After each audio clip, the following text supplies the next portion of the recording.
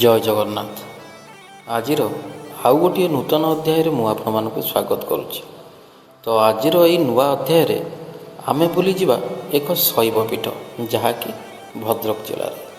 ଆଉ ସେ ପୀଠର ଏମିତି ଏକ ବିଶେଷତ୍ୱ ରହିଛି, ସେହି ପୀଠର ଯିଏ ମୁଖ୍ୟ ଅଛନ୍ତି ତାଙ୍କର ବିନା ଆଦେଶରେ ସାଧାରଣ ଲୋକଙ୍କର ସେହି ପୀଠରେ ଯାଇ ମହାପ୍ରଭୁଙ୍କୁ ଦର୍ଶନ କରିବା ନିଶ୍ଚିନ୍ତ ଭାବରେ କଷ୍ଟସାଧ୍ୟ।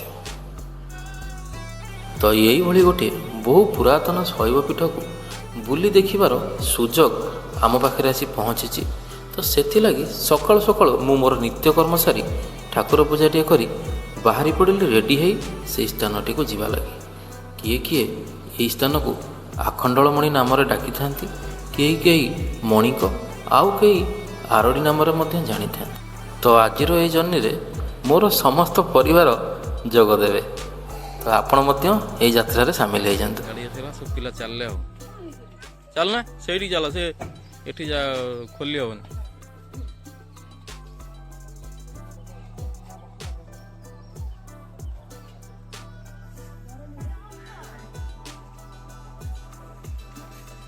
ହଁ ଚାଲ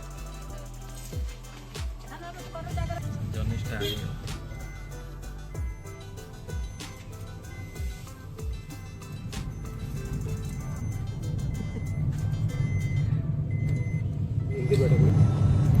ଆମର ଘର ପାଖରୁ ଆଖଣ୍ଡଳମଣିର ଦୂରତା ପାଖାପାଖି 70 କିଲୋମିଟର ହେବ, ଯାହାକୁ କି ଆମକୁ ପ୍ରାୟତଃ ପହଞ୍ଚିବା ଲାଗି 2 ଘଣ୍ଟା ସମୟ ଲାଗିଯିବ। ଆଉ ଏଇ 2 ଘଣ୍ଟା ଭିତରେ ଆମେ ଖୁବ୍ ମଜାମସ୍ତି କରିକି ମଧ୍ୟ ଯାଇଥିଲୁ। ରେଡ଼ି?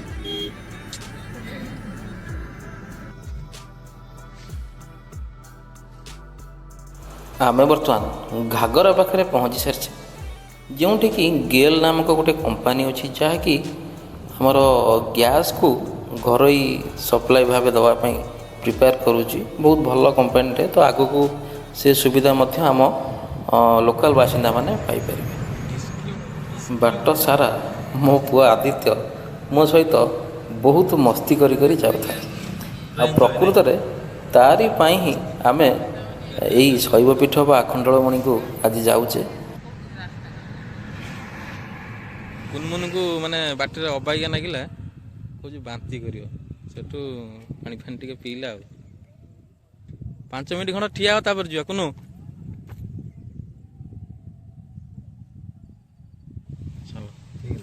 ତ ବର୍ତ୍ତମାନ ଆମେ ଆସି ପହଞ୍ଚି ଯାଇଛେ ବାବା ଆଖଣ୍ଡଳମଣି ପୀଠର ଯେଉଁ ସ୍ୱାଗତ ଗେଟ୍ ରହିଛି, ସେଇ ସ୍ୱାଗତ ଗେଟ୍ ପାଖରେ। କିମ୍ବଦନ୍ତୀ ଅନୁସାରେ ଅନନ୍ତ ନାମକ ଏକ କୃଷକ ବିଲରେ ହଳ କରୁ କରୁ ତା'ର ଲଙ୍ଗଳ ମୁନରୁ ଗୋଟିଏ ଟାଣୁଆ ବସ୍ତୁ ବାଜି ରକ୍ତ ବୋହିଥିଲା। ଆଉ ପରେ ସେଠୁ ଖନନ ପରେ ଗୋଟିଏ ଶିବଲିଙ୍ଗ ବାହାରିଥିଲା। ତ ସେବେଠାରୁ ଆଜି ପର୍ଯ୍ୟନ୍ତ ସେଇଠାରେ ମହାପ୍ରଭୁ ପୂଜା ପାଇ ଆସୁଛନ୍ତି। କିମ୍ବଦନ୍ତୀ ଅନୁସାରେ କୌଣସି ଗୁଣିଗାରେଡ଼ି ଏହି ପୀଠଟିରେ କାମ କରେ ନାହିଁ। ଯାହାକୁ ବି ଗୁଣିଗାରେଡ଼ି ହେଇଥାଏ, ଏହି ଜାଗାରେ ତା'ର କୌଣସି ବି ପ୍ରଭାବ ରହେ ନାହିଁ। ବର୍ତ୍ତମାନ ଆମେ ଆସି ପହଞ୍ଚିଗଲୁ ଆଖଣ୍ଡଳମଣିଙ୍କର ଯେଉଁ ପାର୍କିଂରେ। ଆମ ଗାଡ଼ିଟା ରହିଗଲା। ଆଉ ଏଠି ଶିବ ସମ୍ମୁଖର ଗୋଟେ ବଡ଼ ଷ୍ଟାଚୁ ଆମେ ଦେଖିବାକୁ ପାଉଛୁ ଦୂରରୁ। ଯିବା ଭିତରକୁ ଧୀରେ ଧୀରେ। ଆଉ ବାବୁନ ରେଡ଼ି?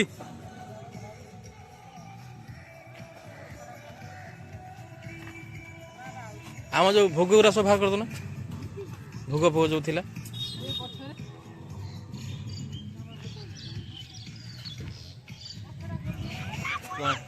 ର ଯିବା, ଚାଲ ରହ ଟିକେ ଭାଇ। ଏ ଭୋଗ ଫୋଗ ବଡ଼ ଭୂମିକା ବାହାର କରିଦ। ହଁ ହଁ।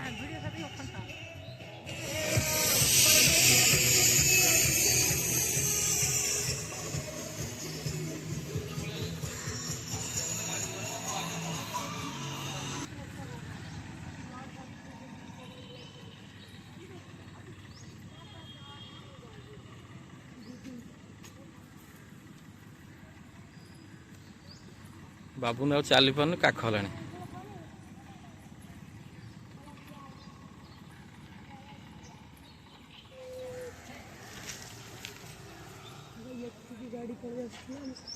ପାର୍କିଂରେ ରଖିଛି ସେଠି।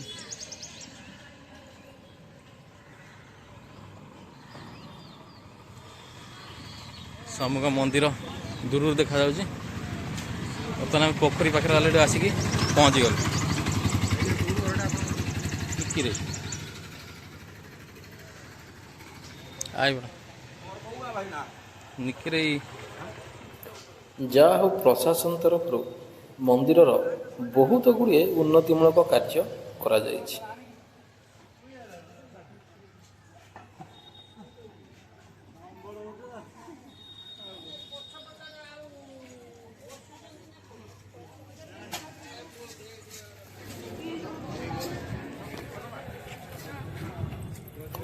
ମହାପ୍ରଭୁଙ୍କର ଦର୍ଶନ ପୂର୍ବରୁ ଯେହେତୁ ଆମେ ବହୁତ ଦୂରରୁ ଆସିଛେ, ତ ସର୍ବପ୍ରଥମେ ଆଗେ ନିଜେ ଗୋଡ଼ ହାତ ଧୋଇ ଶୌଚ ହୋଇଯିବା, ତାପରେ ମନ୍ଦିର ଭିତରକୁ ପ୍ରବେଶ କରିବା।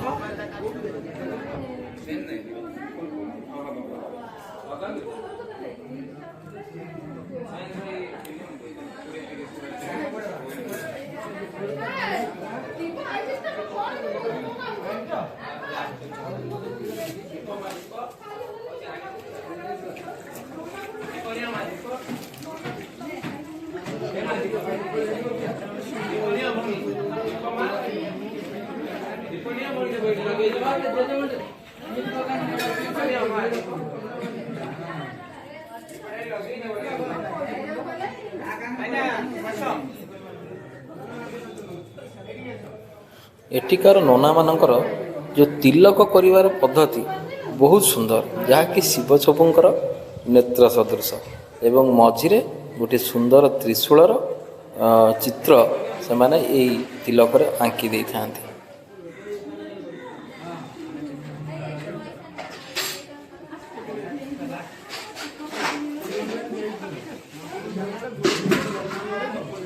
ପ୍ରତ୍ୟେକ ଏରିଆର ନନା ଆକ୍ଚୁଆଲି ଅଲଗା ଅଲଗା ଥାଆନ୍ତି।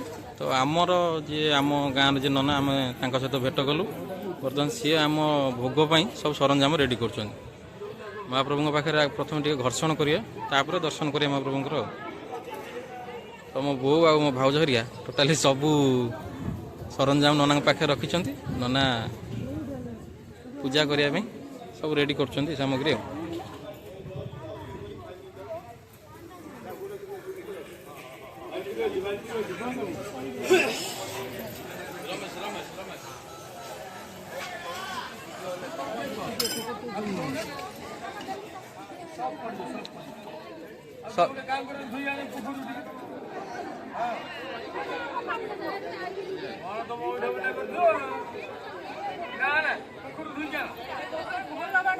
ହଁ ହଁ ପୋଖରୀ ଧୋଇ ଆଣ।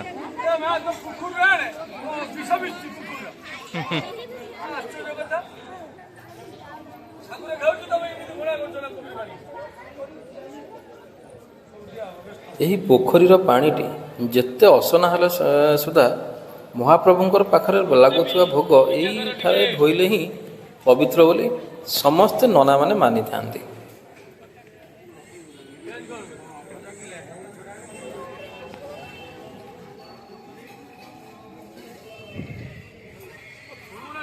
ଘର୍ଷଣ ସହିତ ବେଢ଼ା ପ୍ରାଙ୍ଗଣରେ ମିଳୁଥିବା ବହୁତ ଗୁଡ଼ିଏ ପ୍ରସାଦ, ଯେମିତି ଖଜା, ଗଜା, ସୁଜି ଲଡ଼ୁ ଏବଂ ମଇଦାର ନିର୍ମିତ ବହୁତ ସାରା ମାନେ ଭୋଗ, ସେ ଭୋଗକୁ ଆମେ କିଣିଥିଲୁ ଆଉ ମହାପ୍ରଭୁଙ୍କ ପାଖରେ ନନାଙ୍କ ଦ୍ୱାରା ଭୋଗ ମଧ୍ୟ କରିଥିଲୁ। ମନ୍ଦିର ବେଢ଼ା ଭିତରକୁ ପ୍ରବେଶ କରୁ କରୁ ମହାପ୍ରଭୁଙ୍କର ପରମ ଭକ୍ତ ନନ୍ଦୀଙ୍କ ପାଖରେ ସର୍ବପ୍ରଥମେ ଆମର ମନସ୍କାମନା ଜଣାଇଥିଲୁ, ତାପରେ ପ୍ରବେଶ କରିଥିଲୁ ମନ୍ଦିର ଭିତରକୁ।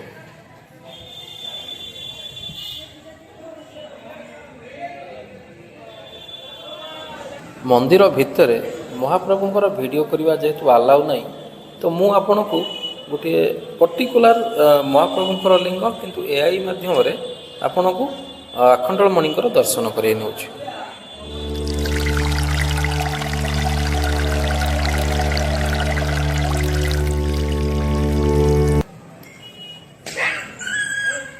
ମହାପ୍ରଭୁ ଆଖଣ୍ଡଳମଣିଙ୍କର ଦର୍ଶନ କରିସାରିଲା ପରେ ଏବେ ଚାଲନ୍ତୁ ଟିକେ ମନ୍ଦିରର ବେଢ଼ାକୁ ଚତୁଃପାର୍ଶ୍ୱରୁ ବୁଲିକି ଦେଖିବା।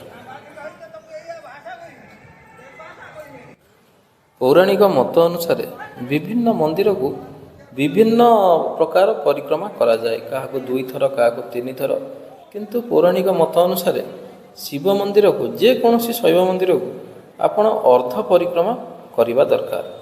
ଆରମ୍ଭରୁ ନେଇ ବାମ ପାର୍ଶ୍ୱରେ ଆପଣ ପାଦୁକା କୁଣ୍ଡ ପର୍ଯ୍ୟନ୍ତ ହିଁ ପରିକ୍ରମା କରି ସେଠୁ ଯଦି ଆପଣ ରିଟର୍ଣ୍ଣ ଆସିବେ ତାହେଲେ ସର୍ବ ଶୁଭ ହୋଇଥାଏ ବୋଲି ଏହା ପୌରାଣିକ ମତ ରହିଅଛି।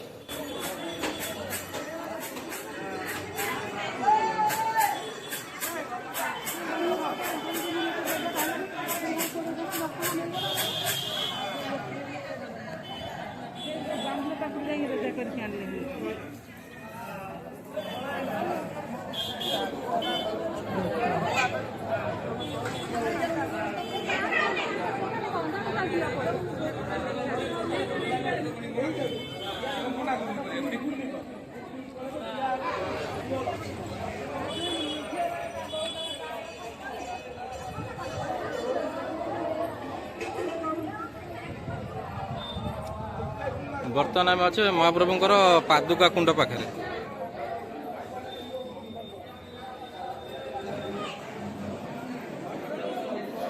ଏଇ ଯେଉଁ ଦ୍ୱାରଟି ଆପଣ ଦେଖୁଛନ୍ତି ଏହା ହେଉଛି ମୁଖ୍ୟ ମନ୍ଦିରର ପ୍ରବେଶ ଦ୍ୱାର।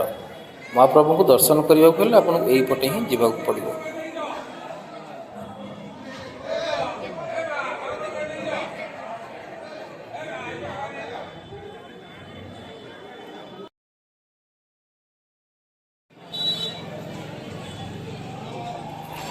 ମନ୍ଦିରର ବେଢ଼ାର ଚତୁଃପାର୍ଶ୍ୱରେ ଭଗବାନ ବିଷ୍ଣୁଙ୍କର ସୁନ୍ଦର ସୁନ୍ଦର 10ଟି ଅବତାରର ମୂର୍ତ୍ତି ରହିଅଛି। ତା ଛଡ଼ା ନବଗ୍ରହର ମୂର୍ତ୍ତି ଏବଂ ବହୁତ ଗୁଡ଼ିଏ ଦେବାଦେବୀଙ୍କର ମୂର୍ତ୍ତି ମନ୍ଦିରର ଚତୁଃପାର୍ଶ୍ୱରେ ସୁନ୍ଦର ଭାବରେ ରଖାଯାଇଛି।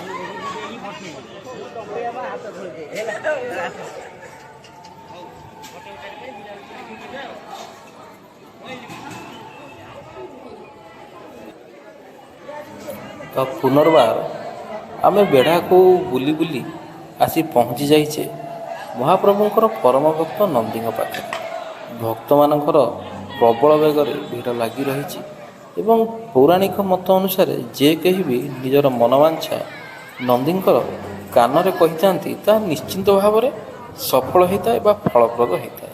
ତ ସେଥିଲାଗି ପ୍ରତ୍ୟେକ ଭକ୍ତ ନିଜ ନିଜର ମନବାଞ୍ଛା ସେଇ ନନ୍ଦୀଙ୍କ କାନରେ କହିବା ଲାଗି ବ୍ୟସ୍ତ।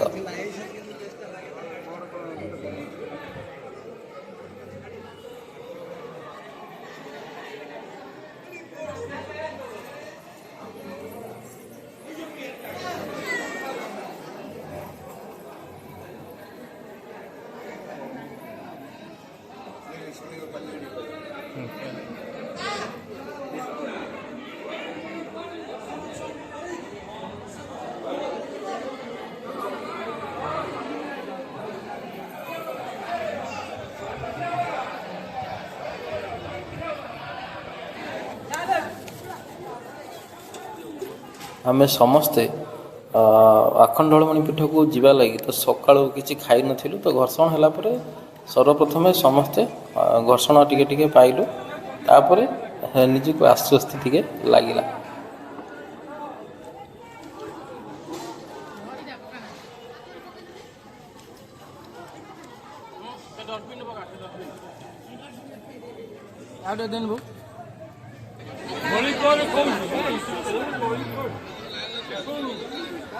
ତାପରେ ସର୍ବଶେଷରେ ଆମେ ସମସ୍ତେ ନନାଙ୍କର ଯେଉଁ ଦକ୍ଷିଣା ବା ପାଉଣା ଟିକକ ଦେଇ ତାଙ୍କୁ ନମସ୍କାର ଜଣାଇ ଆଶୀର୍ବାଦ ଭିକ୍ଷା କରିଥିଲୁ।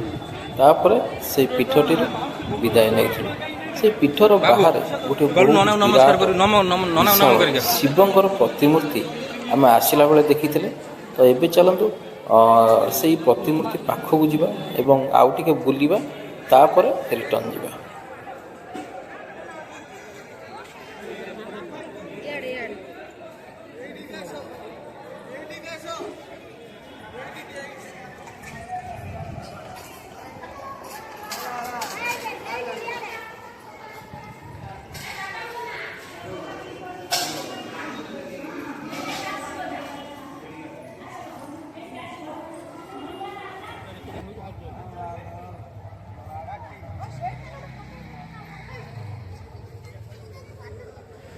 କ'ଣ ମୋମୋ?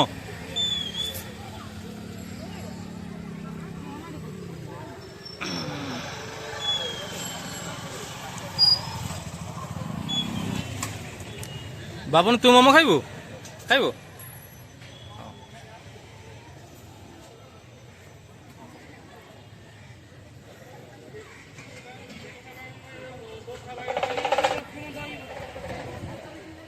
ତ ବର୍ତ୍ତମାନ ଆମେ ପହଞ୍ଚି ଯାଇଛେ ମହାପ୍ରଭୁ ଶିବଶମ୍ଭୁଙ୍କର ସେଇ ବିଶାଳ ପ୍ରତିମୂର୍ତ୍ତି ପାଖରେ।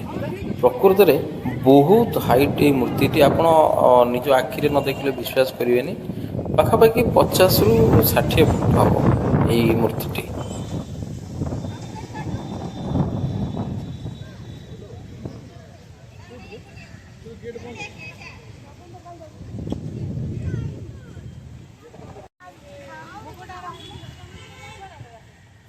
ଯାହା ହଉ ମହାପ୍ରଭୁ ଆଖଣ୍ଡଳମଣିଙ୍କର କୃପାରୁ ଆମେ ଭଲରେ ଭଲରେ ପ୍ରଭୁଙ୍କର ଦର୍ଶନ କଲୁ ଏବଂ ଯାତ୍ରାଟି ଅତି ମଜାମସ୍ତିରେ କଟିଲା। ତ ଆମର ଏଇ ଭିଡ଼ିଓଟି ଆପଣମାନଙ୍କୁ କେମିତି ଲାଗିଲା କମେଣ୍ଟ ବକ୍ସରେ ନିଶ୍ଚୟ ଜଣାଇବେ। ଆଉ ଆପଣମାନେ ଆମ ଚ୍ୟାନେଲରେ ବହୁତ ଗୁଡ଼ିଏ ଟ୍ରାଭେଲ୍ ଭିଡ଼ିଓ ଦେଖିବା ପାଇଁ ପାଇବେ। ଆଉ ଏଇଭଳି ସୁନ୍ଦର ସୁନ୍ଦର ଭିଡ଼ିଓ ଗୁଡ଼ିକ ଦେଖିବା ଲାଗି ଆପଣମାନେ ଆମ ଚ୍ୟାନେଲକୁ ସବସ୍କ୍ରାଇବ୍ କରିପାରିବେ, ଯାହାଦ୍ୱାରା ମୁଁ ଅପଲୋଡ଼ କରୁଥିବା ଭିଡ଼ିଓ ଗୁଡ଼ିକ ସର୍ବପ୍ରଥମେ ଆପଣଙ୍କ ପାଖରେ ପହଞ୍ଚି ପାରିବ। ତ ଆଜିର ଭିଡ଼ିଓଟିକୁ ଏଇଠି ରଖିବା। ପୁନର୍ବାର ଦେଖାହେବ ଆପଣମାନଙ୍କ ସହିତ ଆଉ ଗୋଟିଏ ନୂଆ ଜାଗା ନୂଆ ଭିଡ଼ିଓକୁ ନେଇ। ରହୁଛି, ଜୟ ଜଗନ୍ନାଥ।